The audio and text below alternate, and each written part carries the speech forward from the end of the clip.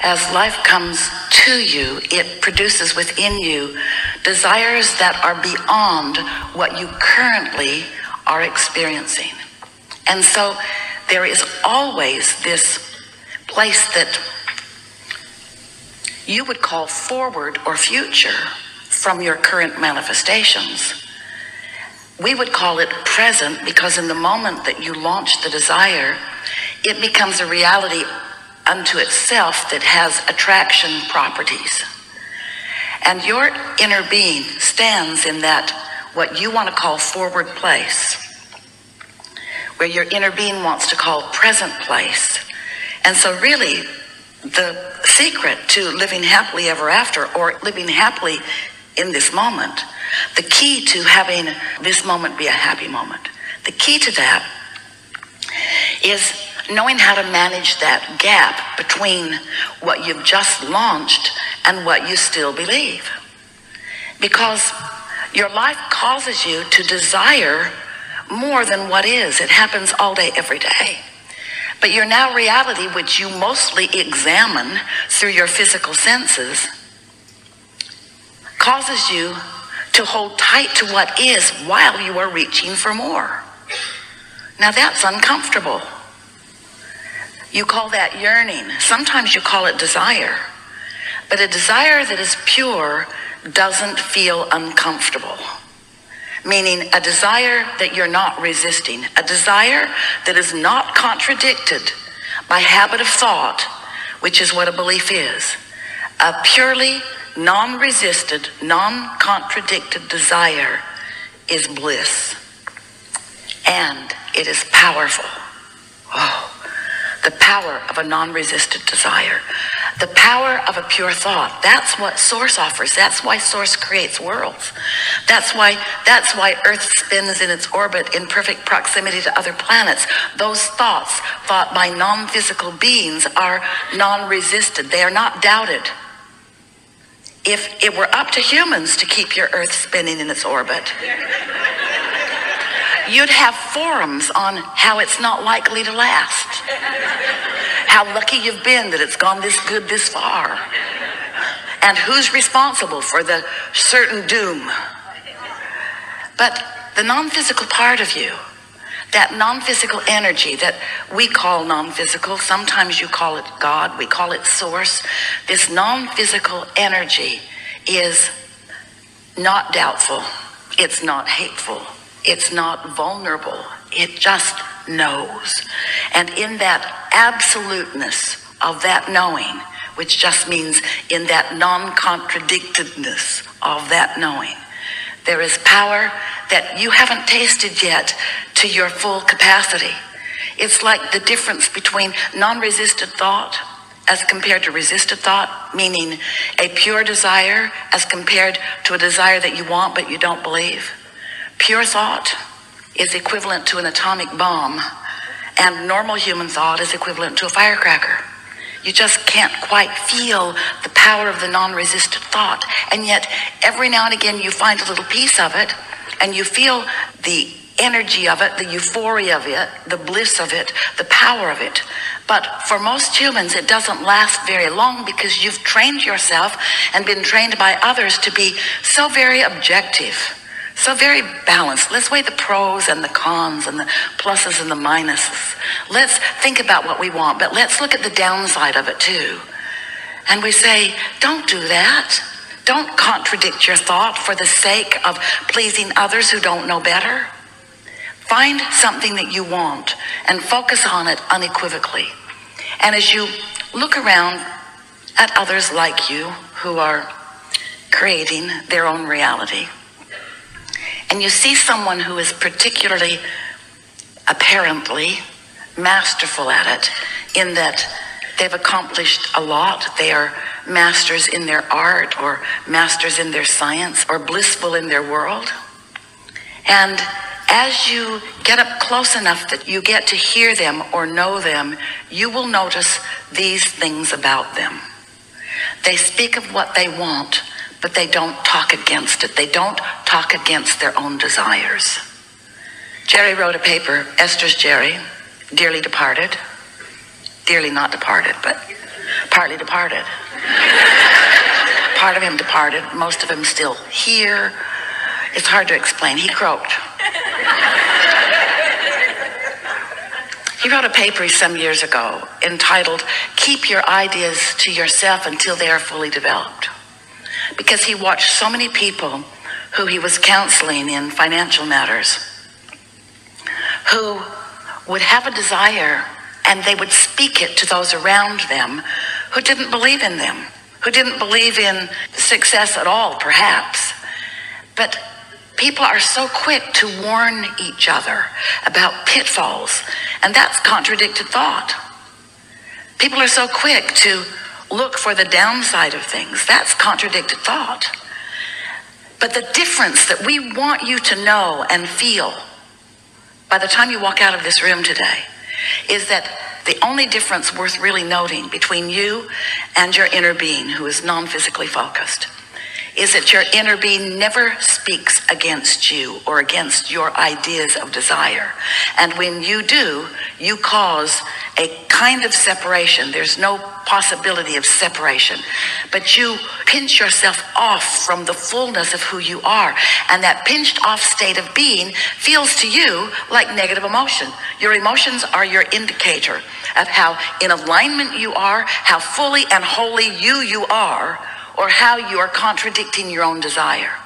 Have you ever had an experience with another human? Usually they're related to you in some way, or married to you, or working with you, or living next door, or complete strangers. And you are having a conversation with them about something that you believe deeply in. And they believe deeply in it too, they just don't agree with you. And so you explain your perspective, which just makes them come on stronger with theirs. And then they explain their perspective, which just makes you come on stronger with yours. And so you've got this sort of tug of war going, and rarely is there any consensus that is formed under those conditions, because you just dig in a protective state to defend your position. Have you ever had that experience? Children? What we want you to realize is that those two perspectives are present within you, singularly, individually, you, every day, when you have a desire that you don't believe. I want more money, but I've never had enough money. I don't know anybody who really has enough money. My parents didn't have enough money. And while that is factually accurate, it doesn't need to remain that way, but the reason it does remain that way is because when you keep that vibration active as a belief, then your desire can't get far out ahead of it. And this is the thing, this is the premise that we want you to begin with today. We want you to listen to what we say next and try to get your thoughts around this, because as you accept this progression of your evolution, as you hear this simple premise that we're going to put forward right here, everything else will be easy for you from now on as you are creating your own reality. So here's the premise. You came from non-physical, but not all of you came. And in this physical body, you have a role to play in the co-creation between you and your non-physical counterpart. You said, I'll be on the leading, not bleeding, leading edge. I'll explore contrast, and I will come to my own personal conclusions of what I would prefer beyond what is.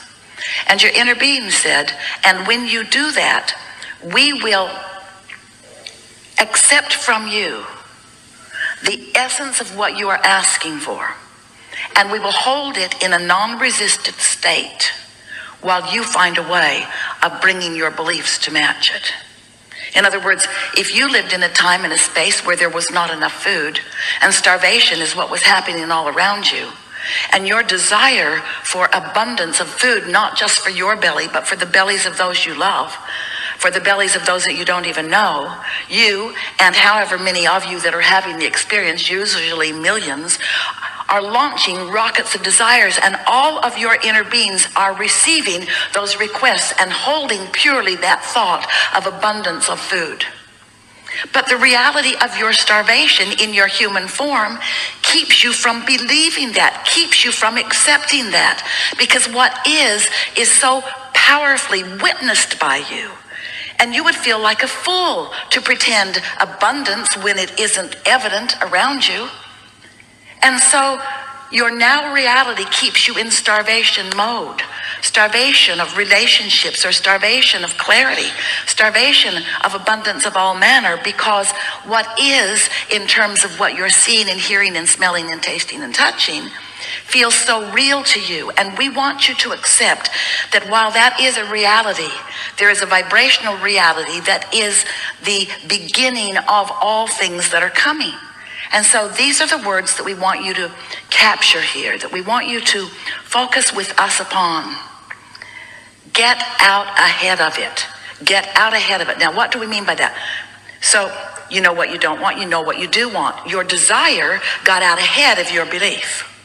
It got out ahead of it. In fact, it got so out ahead of it, atomic bomb compared to firecracker kind of ratio.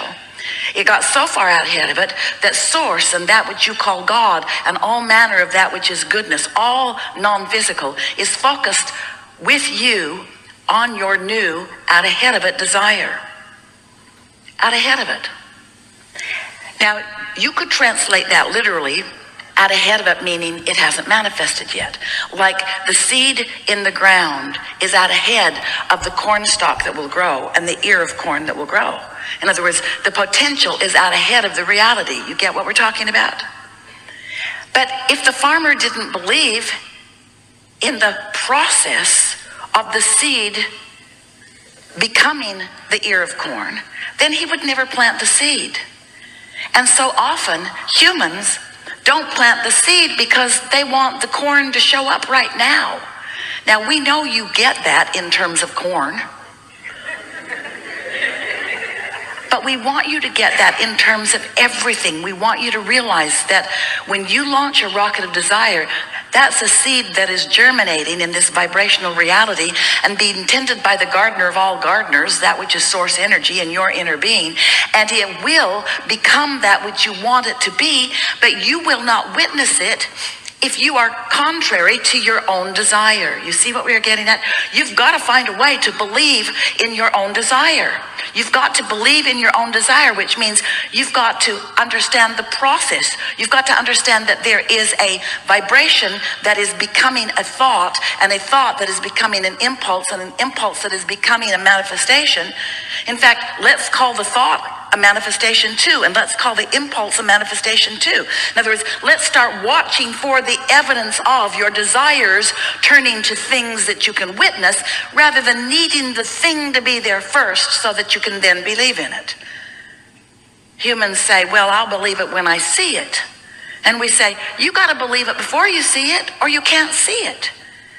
But what trips you up is that there are other things that you can see that have been created by others, or that were here when you got here, or that are easier for you to believe. So you don't quite make the equation that you as a creator, as a master of creation, have some mastery to accomplish, and you can't be lazy about it. You got to pay attention to what you're doing vibrationally. You can't just complacently move along through life. Observing what you want, that's a good thing because you create more of that. But when you observe what you don't want, not so good because you create more of that. Because this is a universe based upon attraction. There's no exclusion in this universe. So when you see something that you want and you say yes to it, you're saying yes to something that you want. And there's a very good chance that you are non-resistant to that. And so it will flow easily, usually quickly, into your experience. But when you see what you don't want and you shout no at it, you're really saying yes to the thing that you do not want. So you're saying yes to not enough money at the same time you're saying, I want more money. I want more money, and yes, I want not enough money. And you want to say, no, I'm not. I'm saying yes to money and no to not enough. And we say, no, you're not. You're saying yes to money and yes to not enough money. You've got a tug of war going on inside of you. Because in this universe that is vibrational, it's not verbal. Strange we verbal so much. This is not a verbal universe. This is a vibrational universe. And so you are speaking a vibrational language, and in many cases you are misusing it because you don't realize that you're speaking a Vibrational language.